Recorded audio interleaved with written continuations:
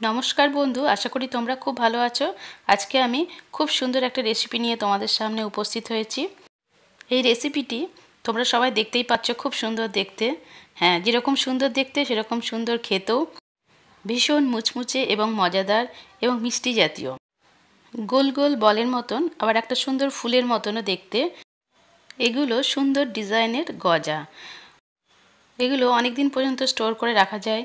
কেউ আসলে এই জাতীয় গজা দিলে খুব খুশি হবে, দেখতেও যেমন সুন্দর তেমনি তারা খুশিও হবে, খেয়ে খুব মুচমুচে মুখে দিলেই একদম মিলিয়ে যায়। তাহলে চলো দেখা যাক কী করে আমি এটা বানিয়েছি। সব ফার্স্টে আমি 2 কাপ সাদা ময়দা ভালো করে চেলে নিয়েছি, আর অল্প হাফ চামচ একটু নুন দিয়ে দিলাম। এবার আমি এর ভেতরে দিয়ে দিচ্ছি অল্প হাফ চামচ মতন বেকিং পাউডার। আমি এগোটা মেপে নিচ্ছি একটা বাটিতে, দিয়ে এবার ময়দার মধ্যে দিয়ে দিলাম। এবার আমি দিয়ে দেবো হোয়াইট অয়েল। এটা সানফ্লাওয়ার অয়েল নিয়েছি, 2 চামচ, বড় চামচে 2 চামচ সানফ্লাওয়ার অয়েল দিয়ে দিলাম। এবার আমি নুন, বেকিং পাউডার এবং হোয়াইট অয়েলকে ময়দার সঙ্গে খুব ভালো করে মিক্সড করে নেব।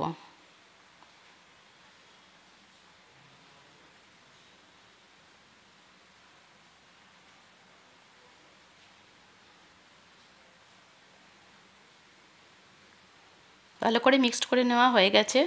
এবার আমি হাত দিয়ে এই ডোটাকে মাখিয়ে নেব। অল্প অল্প করে জল দিয়ে প্রথমে আমি মাখাতে থাকবো। খুব শক্ত করব না ডোটা, আবার খুব নরমও করব না। ভালো করে ফার্স্টে আমি ডোটাকে মাখিয়ে নিচ্ছি।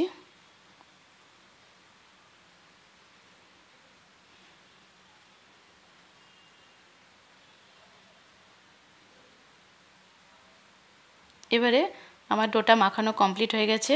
আমি 10 মিনিটের জন্য একটু ঢাকা দিয়ে রেখে দেব।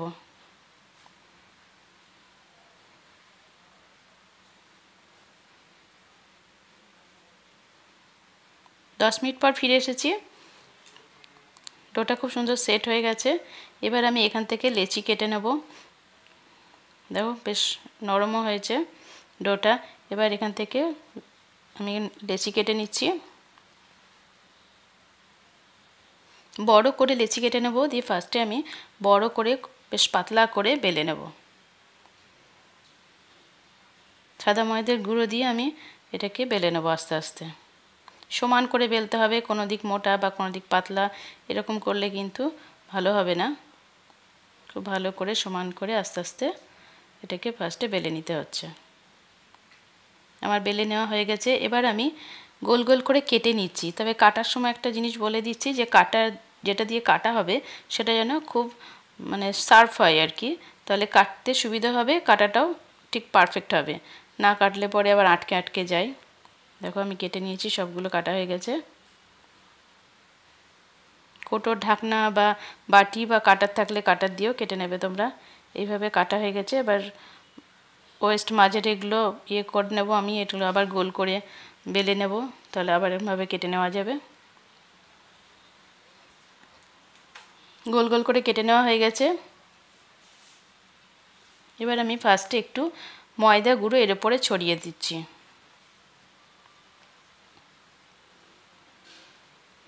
এটা দিয়ে লাগিয়ে নিলাম তুলি দিয়ে। এবার আমি কি করছি, সরু একটা তুলি নিয়েছি, এটাই জল লাগিয়ে জলের মাঝখান দিয়ে একটা দাগ কেটে নেওয়ার মতন দিলাম, একদম মিডল দিয়ে। আর মনে রাখতে হবে তলায় ময়দা লাগিয়ে নিতে হবে অল্প একটু করে। উপরেও ময়দাটা করে দিচ্ছি, ছড়িয়ে দিচ্ছি, দিয়ে তুলি দিয়ে আবারও মিডল বরাবর একটা জলের রেক দিয়ে দিলাম। আবারও আর একটা গোল এর উপরে দিয়ে দিচ্ছি। এবার ময়দা গুঁড়ো দিয়ে দিলাম ওপরে, আবারও জলের রেক দিয়ে দিলাম। আবারও আর একটা এই গোল বেলেছি যেগুলো সেগুলো দিয়ে দিলাম। এবার ময়দাগুলো ছড়িয়ে দিয়ে আবারও একটা জলের রেক দাগ দিয়ে দিলাম। আমি জলটা তুলি দিয়ে দিচ্ছি, আঙুল দিয়েও দেওয়া যেতে পারে, কিন্তু আঙুল দিয়ে দিলে ছোট ছোট যেহেতু বেলেছি ওই জন্য অনেকটা ছড়িয়ে যাবে, ওই জন্য আমি দুটো তুলি ইউজ করেছি পারফেক্ট করার জন্য কাজটা। একদম মাঝখানটা বরাবর জলটা দিয়ে দিচ্ছি, তাহলে মাঝখানটায় আঠার মতন তাহলে সেটে যাবে। এই কমপ্লিট। 5টা কিংবা 6টা, 5টাও দেওয়া যেতে পারে, 6টা বেলাও দিয়ে যেতে পারে। দিয়ে এবারে আমি যেটা করছি, যে চামচের সমান সমান থাকবে যেই অংশটুকুনি সেটা দিয়ে আস্তে করে প্রেস করলাম। একবারে কিন্তু কেটে দিলে হবে না, প্রেস করে জল দেওয়া আছে, ওই দাগে দাগে জল দেওয়া আছে, এটা আঠার মতন আটকে গেল। দেখো ভাজার পর গোল বলের মতন হয়ে যাবে এটা পুরো। এরমভাবে ফার্স্টে আমি বানিয়ে নেব সবগুলোকে। আবারও একটা দেখিয়ে দিচ্ছি। ফার্স্টে ময়দা লাগিয়ে নিতে হবে তলায়, তার উপরে ময়দা ওপরে ছড়িয়ে দিতে হবে শুকনো ময়দার ডাস্ট। তারপর সরু তুলিটা দিয়ে জল লাগিয়ে জলের সমান করে মাঝখান দিয়ে একটা দাগ দিয়ে দিচ্ছি। আবারও তাই, সে মোটার তলাতে একটু ময়দা লাগিয়ে নিচে ওপরে ছড়িয়ে দিচ্ছি। এটা 2 নাম্বার। দেখো দেখো আটকে গেছে, বুঝতে পারলে? আবার জলের রেক দিয়ে দিলাম। এটা 3 নাম্বার দিয়ে দিলাম। আবার একটু ডাস্ট দিয়ে দিলাম, তার উপরে জল দিয়ে আবারও দাগ দিয়ে দিলাম। এবার 4 নম্বর দিয়ে দিলাম। এইভাবে পরপরগুলোই কিন্তু করতে হবে। খুব ইজি কাজটা, খুব একটা কঠিন তা নয়, কিন্তু একটু ধৈর্য ধরে করতে হবে। এবারে 5 নম্বর দিয়ে দিলাম গোল। আগে ডাস্ট ময়দাটা দিয়ে দিতে হবে, তারপর কিন্তু জলটা দিতে হবে। জলের একটা দিয়ে দিলাম, এবার আর একটা দিয়ে দিলাম, 6টা দিয়ে দিলাম এবারে। এবারে আমি চামচ দিয়ে চেপে দেবো। চামচ না হলেও তোমরা সমান টাইপের কোনো কিছু কাঠি থাকলেও সেটা দিয়েও চেপে দেওয়া যেতে পারে। এভাবে আস্তে করে চাপতে হবে, যেন একদম মাঝখান থেকে কেটে না যায়, সেদিকে খেয়াল রাখতে হবে। 2 দিকেই চাপতে হবে, নাহলে পরে জলের রেকটা আঠার মতন আটকে যাবে না। দেখো আটকে গেছে পুরো। সেম প্রসেসে আমি সবগুলো বানিয়ে নেব। এদিকে আমি একটা বড় বাটি নিয়েছি, আর কাঁচের বাটির 1 বাটি চিনি তাতে ঢেলে দিলাম, আর সেই বাটিরই 1 বাটি জল দিয়ে দিলাম। এবার আমি এটা গ্যাসে বসিয়ে দেবো, এটা গুলে যাবে। এবার আমি গ্যাস অন করে গ্যাসের উপর বসিয়ে দিয়েছি। এবার চামচ দিয়ে নেড়ে দিচ্ছি, ভালো করে ফুটে যাবে। ভালো করে ফুটিয়ে নিচ্ছি, গ্যাসটাকে অন করে রেখেছি। এটাতে আমি রসটা করে নিচ্ছি। রসটা ফুটে গেছে, চিনিটাও গলে গেছে, একটুও দানা নেই, সব পুরোটাই মেল্ট হয়ে গেছে, দেখতেই পাচ্ছি। এটা আস্তে আস্তে ঘন হতে থাকবে, এটাকে বেশ ঘন করে নিতে হবে। তবে খেয়াল রাখতে হবে ঘন হয়ে যাওয়ার পর যেন দানা দানা চিনি না হয়ে যায়। তা শুকিয়ে গেলে পরে আবার ওইগুলো ভাজার পর এই রসের মধ্যে ঢোকাতে হবে, তখন আর তাড়াতাড়ি শুকিয়ে গেলে পরে ভালো করে লাগবে না। ওই জন্য আমি একটা লেবু রস বের করে এর ভেতরে রসের মধ্যে দিয়ে দিলাম। লেবুর রস চিনির এই রসের ভেতরে দিয়ে দিলাম, তাহলে চিনি চিনি দানা দানা, ঠান্ডা হয়ে গেলে চিনি চিনি দানা দানা ভাবটা হবে না।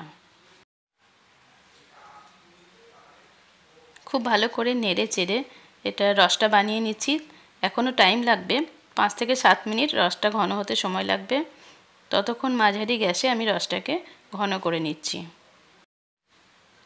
রসটা ঘন করার সময় মনে রাখতে হবে, এখানে 1 তার বা 2 তার সুতোর মতন যে চ্যাটচ্যাটে ভাব চলে আসে, অতটা ঘন করার দরকার পড়ে না। এটা অল্প একটু ঘন হলেই হয়ে যাবে। আমার রসটা দেখো, চিনি রসটা অনেকটাই ঘন হয়ে গেছে, এটা কমপ্লিট হয়ে গেছে। এবার আমি গ্যাসটা অফ করে দিলাম। আমি এবার এদিকে চলে এসেছি। একটা কড়াইতে আমি সানফ্লাওয়ার অয়েল, হোয়াইট অয়েল আর কি, নিয়ে নিয়েছি অনেকটা কোয়ান্টিটির। খুব ভালো করে গরম করে নিয়েছি তেলটাকে। এবার আমি যেগুলো দেখালাম তোমাদের ডিজাইনটা, সেটাকে এবার ছেড়ে দিচ্ছি। এবার দেখো কি করছি, খুন্তি দিয়ে দিয়ে তেলটাকে ওর ওপরে দিয়ে দিয়ে দিয়ে দিয়ে ভাজছি। দেখো আস্তে আস্তে গোল হয়ে যাচ্ছে, বুঝতে পারছো তোমরা? দেখো ফুলের মতন গোল হয়ে গেছে, দুটো ছেড়ে দিয়েছি। এইভাবে আস্তে আস্তে চামচে করেও তেলটা গড়ি গড়ি দিতে পারো। আর একটু বেশি কোয়ান্টিটির তেল দিলে ভালো হতো, আর একটু বেশি কোয়ান্টিটির তেল দিলে তাড়াতাড়ি পুরোটাই ডুবে যেত, খুব তাড়াতাড়ি ফুলেও যেত এটা। এভাবে নেড়ে চেড়ে একদম পারফেক্ট, দেখো গোল বলের মতন হয়ে গেছে, ফুলের মতন, খুব সুন্দর লাগছে দেখতে। ভাজা হয়ে গেছে। এবার তেলটাকে ঝরিয়ে নিয়ে এবার আমি এটা তুলে নিচ্ছি। ফুলেওছে, ভীষণ খাস্তা মুচমুচে খেতে লাগে, আর খুব টেস্টিও হয়। আর অনেক দিন তো থাকেই, বললাম অনেক দিন তৈরি করে রাখলে অনেক দিন পর্যন্ত ঘরে থাকবে। তুলে নিয়েছি, একদম পারফেক্ট, দেখো মুচমুচে হয়েছে, পুরো ভাজা হয়ে গেছে। এবারে আমি এগুলোকে যে রসটা করেছি চিনির, সে রসের মধ্যে চামচে করে পুরোটা রসটাকে মাখিয়ে নিচ্ছি এইভাবে। চিনি রসের মধ্যে দিয়ে খুব ভালো করে নেড়ে নিতে হবে, তা নাহলে যে খাঁজগুলো আছে সে তার ভেতরে চিনির রসটা ঢুকবে না। ভালো করে ঢুকিয়ে নিয়ে তারপরে চামচে করে একটা প্লেটে তুলে রাখবো। এইভাবে সবগুলোই আমি এই ভেজে নিয়ে এরমভাবে রসের মধ্যে ডুবিয়ে নিয়ে নেড়ে চেড়ে নিয়ে প্লেটে রেখে দেবো। ততক্ষণে রসটাও ঠিকঠাক মতন ঢুকে যাবে এবং এক্সট্রা যে রস থাকবে সেটাও ঝরে যাবে। দেখো যেমন রেখেছি প্লেটেতে। খুব সুন্দর ডিজাইনের পারফেক্ট গজা আমার একদম রেডি। আমি সার্ভ করে দিয়েছি তোমাদের সামনে।